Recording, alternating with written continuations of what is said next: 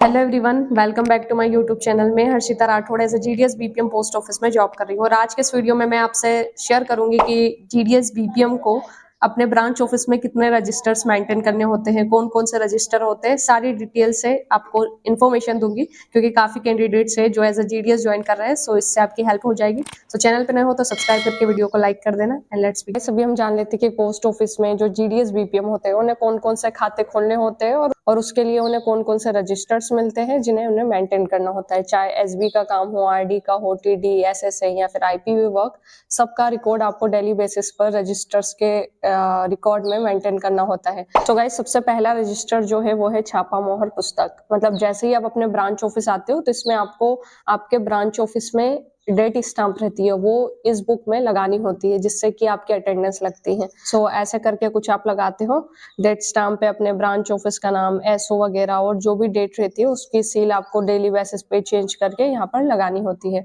और at the end आपकी signature होती है डेट स्टाम्प के नीचे।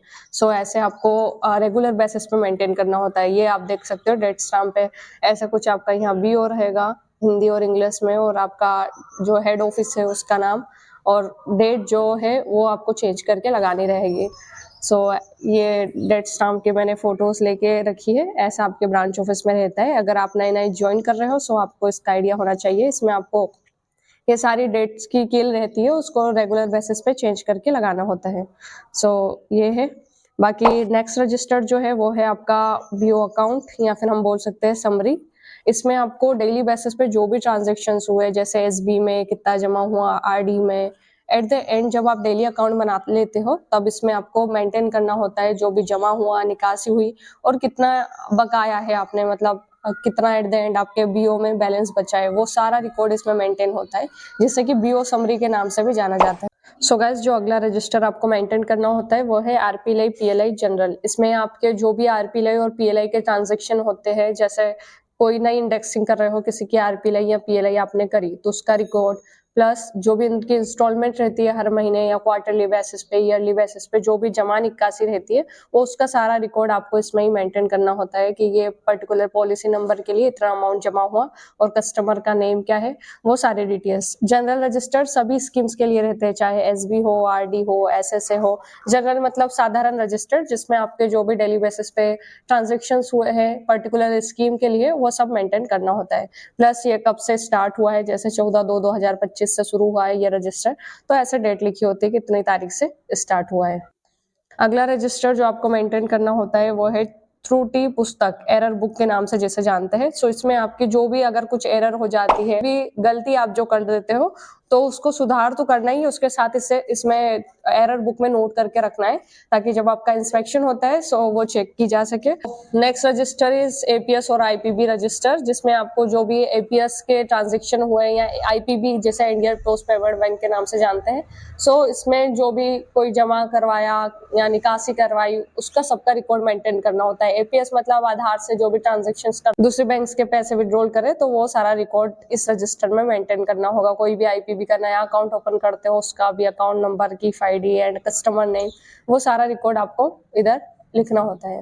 इसके बाद आता है एसबी जनरल। जनरल मतलब साधारण रजिस्टर एसबी अकाउंट के लिए, जो पीओ पोस्ट ऑफिस का सेविंग खाता रहता है, उसमें अगर कोई भी कस्टमर नया ओपन करवा रहा है, पैसे जमा कर रहा है, निकाल रहा है, तो उसकी सारी डिटेल्स जो एसबी जनरल रहता है इसमें आपको रिकॉर्ड मेंटेन करना होता है डेली बेसिस पर। और same like SB general RD general होता है, जिसमें कि पोस्ट ऑफिस का आरडी खाता रहता है जिसे कि रिकरिंग डिपॉजिट के नाम से जानते हैं। 5 साल के लिए स्कीम होती है, तो इसमें जो भी ट्रांजेक्शन हुए, जितने पैसे जमा कर रहे हो, जो भी कस्टमर के नाम से निकाल रहे हो, वो सारा डेटा इसमें वो सारा डेटा आपको इसमें लिखना होता है। ये 19/2/25 से प्रारंभ हुआ है तो वो मेंशन किया हुआ है। सो आरडी के जो भी ट्रांजेक्शन रहेंगे वो आरडी जनरल में लिखना रहेगा। उसके बाद है एसएसए लेजर या एसएसए जनरल। इसमें सुकन्या से रिलेटेड जो भी काम करते हो खातों में, जैसे एसएसए अकाउंट में किसी के पैसे डिपॉजिट करे या फिर विड्रॉल, तो इसमें होता ही नहीं, मतलब 15 साल के बाद होता है। सो वो रिकॉर्ड को मेंटेन करना होता है सुकन्या के जो रजिस्टर है इसमें। इसके बाद आता है सीएलसी जनरल। अगर आपकी आधार की आईडी बन जाती है सीएलसी आईडी तो आप आधार वर्क करना स्टार्ट कर देते हो। इसमें किसी का मोबाइल नंबर अपडेट किया या फिर न्यू आधार एनरोलमेंट किया किसी बच्चे का, तो वो सारा रिकॉर्ड आपको इसमें मेंटेन करना होता है।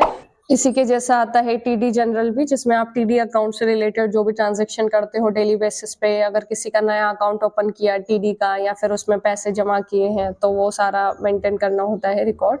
सो जनरल सारी स्कीम्स का रहेगा, एसबी, आरडी, सुकन्या और टीडी। ये अकाउंट्स आप ओपन करते हो, ये चारों के रजिस्टर्स में भी जो भी ट्रांजैक्शन होते हैं वो सबको लिख के रखना होता है। इसके बाद आता है स्पेसिमेन रजिस्टर, या फिर हम बोल सकते हैं नमूना हस्ताक्षर पुस्तक जो रहती है, ये सभी स्कीम्स के लिए रहती है, टीडी, एसएसए, एसबी और आरडी।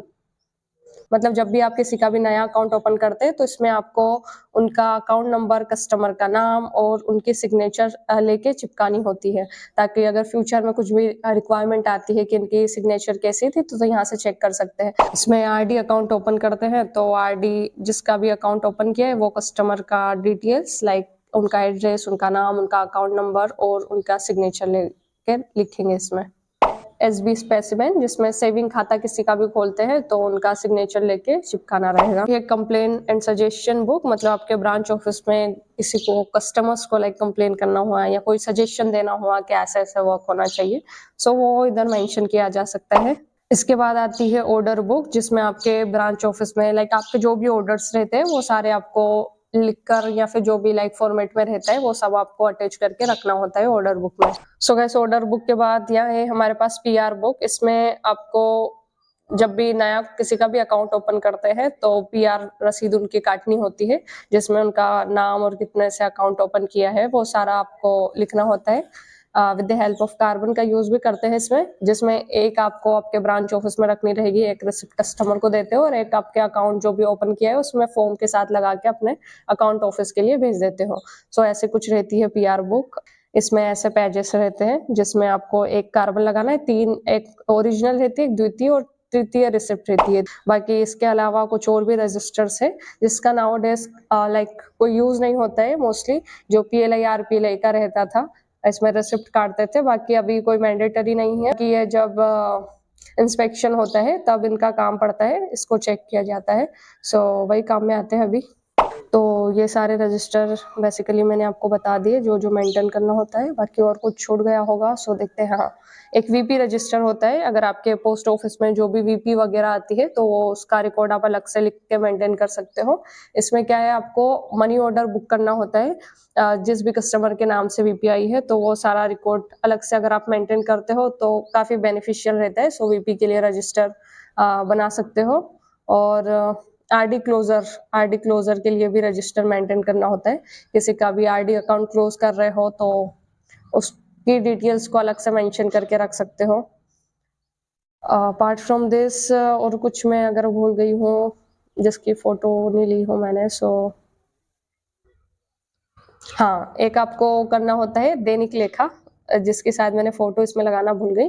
बाकी इट्स वेरी इंपॉर्टेंट, जिसको बीओ जनरल के नाम से आप जान सकते हो। इसमें क्या है, आपके अकाउंट ऑफिस से जो भी डाक आई है वो सारी आपको लिख के रखनी होती है, और आपके यहाँ से जो भी आप भेज रहे हो अपने अकाउंट ऑफिस के लिए, लाइक डिपॉजिट स्लिप्स या फिर विड्रॉल स्लिप्स हो गई, या अकाउंट ओपनिंग फॉर्म भेजा, कैश भेजा, तो आवक और जावक दो रिकॉर्ड्स आपको मेंटेन करना होता है कि आपके अकाउंट ऑफिस में क्या क्या आया और क्या क्या आपने अपने अकाउंट ऑफिस के लिए भेजा। उसको सबको आपको दैनिक लेखा नाम से एक रजिस्टर बनाते हो, बीओ जनरल, उसमें सब आवक जावक जो भी रहता है वो सारा ट्रांजेक्शन का रिकॉर्ड मेंटेन करना होता है। सो मोस्टली यही सारे रजिस्टर्स आपको मेंटेन करना होगा एज अ बीपीएम। बाकी जो भी लोग लाइक पहले से वर्क कर रहे हैं उनको और भी आइडिया होगा, और मैंने अगर इसमें कुछ छूट गया हो तो वो भी बता देना। आई थिंक कुछ फोटोज मैंने लेना भूल गई, जैसे बीओ जनरल की हो गई और टीडी जनरल की हो गई, ये दो पिक्चर्स मैंने नहीं ली। और इसके अलावा स्टॉक रजिस्टर रहता है कि आपके ब्रांच ऑफिस में क्या क्या चीजें हैं वो सारी इसमें आपको मेंटेन करके रखनी है। मतलब जो डिवाइस आपको दिया है सैमसंग का, या फिर लाइक बायोमेट्रिक डिवाइस हो गया, या फिर जो भी चीजें आपके ब्रांच ऑफिस में है वो सारी इसमें आती है स्टॉक रजिस्टर में। सो वो भी एक मेंटेन करना रहेगा आपको as a BPM. So as a BPM आपको छापा पुस्तिका जो भी जनरल होते हैं जैसे RD, SSA, SB and the like, ये सारे जनरल्स को मेंटेन करना होता है। नमूना हस्ताक्षर वाले रजिस्टर होते हैं जिसमें जब आप किसी का भी अकाउंट ओपन करते हैं तो उनके सिग्नेचर लेनी होती है और उनका एड्रेस एंड सारी डिटेल्स उनके बारे में एंट्री करनी होती है। ऑल्सो इसके अलावा आपके PR book, stock register, complaint book, order book, this are the registers जो आपके ब्रांच ऑफिस में होते हैं। हाँ तो guys as a GDS BPM आपको यही सारे रजिस्टर्स मेंटेन करना होता है और आपका जब इंस्पेक्शन होता है 3 महीने में मेल और शेयर सर करते हैं और एक एक साल में आपके एसडीआईपी जो रहते हैं वो भी करते हैं। तो उस टाइम पे ये सारे रजिस्टर्स में जो जो आपने ट्रांजेक्शन करे हैं आपके ब्रांच ऑफिस में जो जो वर्क हुआ है सारा लाइक डिटेल्स सारी इंफॉर्मेशन चेक की जाती है इंस्पेक्शन के टाइम पे। सो इट्स वेरी इंपॉर्टेंट कि आप ठीक से जो भी ट्रांजेक्शन होता है उसकी एंट्री करके रखें एंड सारे रजिस्टर्स को मेंटेन करें। आई थिंक सारे मैंने बता ही दिए, बाकी कुछ भूल गई हो और आप जीडीएस हो ऑलरेडी जॉब कर रहे हो सो प्लीज कमेंट सेक्शन में बता देना कौन सा रजिस्टर मैं बताना भूल गई so that I could be able to know about that.